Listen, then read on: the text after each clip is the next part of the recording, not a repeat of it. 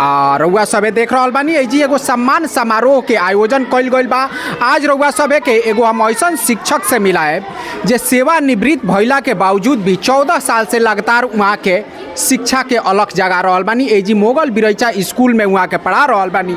आ वहाँ के जौन छात्र बाड़े एजी उहे के द्वारा ई सम्मान समारोह आयोजित कर गई रहा। वहाँ के अनमोल हीरा बानी जहरुद्दीन साहब जौन की आज पिछला 14 साल से निःशुल्क शिक्षा एजी दे रहल बानी ए स्कूल में। 2012 में वहाँ के रिटायर्ड हो गई, सेवानिवृत्त हो गई, लेकिन ओकरा बावजूद भी वहाँ के घरे ना बैठे नहीं। बहुत आदमी रिटायर होकर अपना गृहस्थ आश्रम में चल जाला, लेकिन यहाँ के कहनाम बा कि जब तक ले हम शिक्षा के अलख ना जगावे नहीं हमरा नींद ना आवेला। तो हम सबसे पहले वहाँ जहरुद्दीन साहब से रउआ सभे के मिलावे जा रहल बानी। सर सबसे पहले तो बहुत बहुत धन्यवाद है सर। धन्यवाद सर। सभी लोग जो है मान लीजिए कि सेवानिवृत्त हो जाते हैं, वो अपनी अपनी दुनिया में खो जाते हैं, तो आपको ऐसा क्या लगा कि नहीं हम शिक्षा पढ़ाते रहेंगे लिखाते रहेंगे बच्चों को? देखिए, हमें शिक्षा से, शिक्षक से और शिक्षार्थी से मोहब्बत है, इसलिए मैं हमेशा अपना वक्त इन्हीं लोगों के साथ रखना चाहता हूँ। फालतू लोगों के साथ मैं अपना वक्त नहीं देता जी। इसलिए मैं अपने घर के काम से फारिग होकर के स्कूल समय से आता हूँ और समय भर अपने जो भी घंटी जो शिक्षक अनुपस्थित रहता है उस शिक्षक की घंटी में जाकर बच्चों को हम तालीम देता हूँ। इसलिए कि बच्चे खाली न रहे, स्कूल आते हैं तो शिक्षण का काम करते रहे जी। इसलिए कोई भी क्लास खाली रहता है मैं उस क्लास में जाकर के अपना काम करता हूं, बच्चों का काम करता हूं। जी सर, पिछले कितने सालों से आप इस तरह से कार्यरत हैं सेवानिवृत्त होने के बावजूद भी?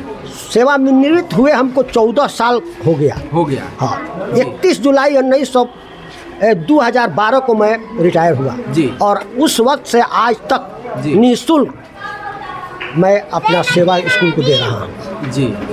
बाकी के जो भी शिक्षक हैं उन लोगों को तो पेमेंट मिलता है। क्या आपके घर के लोग इस तरह से नहीं करते हैं कि आप सेवानिवृत्त हो गए तो आप घर पे रहिए, घर का काम काज देखिए, बच्चों के साथ रहिए? नहीं, ऐसी कोई घर से जी कोई ऐसी मांग नहीं होती है कि आप स्कूल का करने जाते हैं। यहाँ तक कि अगर से मुझे स्कूल आने में देर होती है तो हमारी वाइफ क्रॉस करती है कि का आज स्कूल नहीं जाना है, का कि तैयार नहीं हुई। अच्छा, इसलिए उधर से भी मुझको प्रेरणा मिलती है कि हम ये निःशुल्क जो शिक्षा देते हैं वो देते रहें। जब तक काम करने की सलाहियत है, क्षमता है, हम काम करते रहेंगे। देख सकते हैं ये एक शिक्षक है। एक शिक्षक जो होते हैं वो हमारे समाज के रचनाकार होते हैं। जिन लोगों को भी आप यहाँ पे देख रहे हैं कोई ना कोई शिक्षक इन लोगों को शिक्षा दिया है। जिस तरह से कुम्हार जो है वो मिट्टी से तरह तरह के बर्तन को गढ़ते हैं, उसी तरह से एक शिक्षक होते हैं जो हमारे समाज को गढ़ते हैं और समाज से एक राज्य की रचना होती है और राज्य के बाद से एक देश की रचना होती है।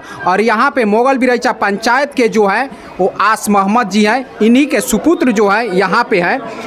क्या नाम हुआ सर आपका? मेरा नाम शमीम हैदर हुआ। शमीम हैदर, ये सर को आप किस तरह से याद करते हैं? मैं सर को बहुत ज़्यादा मिस करता हूँ। मैं सर जो 2006 में मैं यहाँ से पढ़ के निकल चुका था। 2006 में 8वीं क्लास पढ़ के यहाँ से निकल के मैं गोपालगंज चला गया, लेकिन मुझे सर की बहुत ज़्यादा याद आती थी कि सर ने बहुत अच्छे तरीके से गाइड किया, अच्छे से पढ़ाया।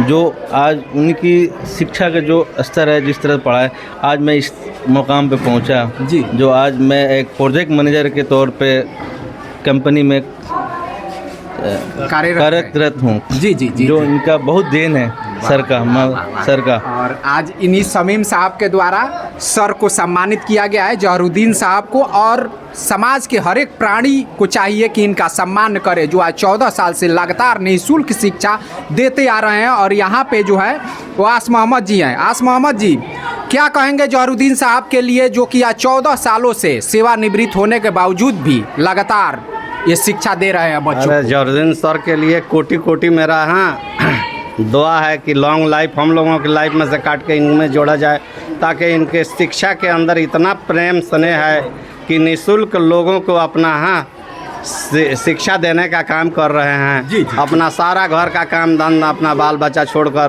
प्रतिदिन स्कूल में आकर सुबह से शाम तक क्लास करने का काम करते हैं। और इन्हीं का दुआ है, इन्हीं का देन है, इन्हीं का पढ़ाया हुआ एक मेरा लड़का है जो आज एक इंजीनियर के पोस्ट पर पदस्थापित है, कार्यरत है। इनका बहुत बड़ा स्नेह रहा है। कोई भी छोटी मोटी प्रोग्राम होती है इस इलाके में, चाहे हमारे घर, जब भी इनको खबर मिलता है ये है एकदम निस्संदेह भाव से पहुंच जाते हैं, थोड़ा सा कोताही नहीं करते हैं।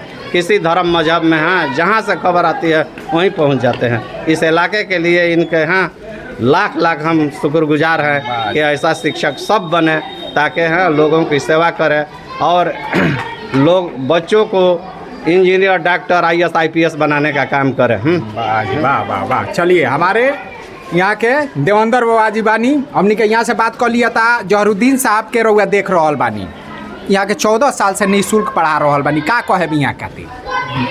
जहरुद्दीन सर के बारे में तो जो भी कुछ कहेंगे तो कम ही पड़ेगा, बिल्कुल बिल्कुल, है ना। और आस मोहम्मद जी के जो बच्चे हैं जी, और सभी भी बच्चे हैं उनके बच्चे के हिसाब से वो भी शिक्षा ले जी, और अनुसरण करें और अपने से बड़े और बुजुर्गों का सम्मान करें। बिल्कुल।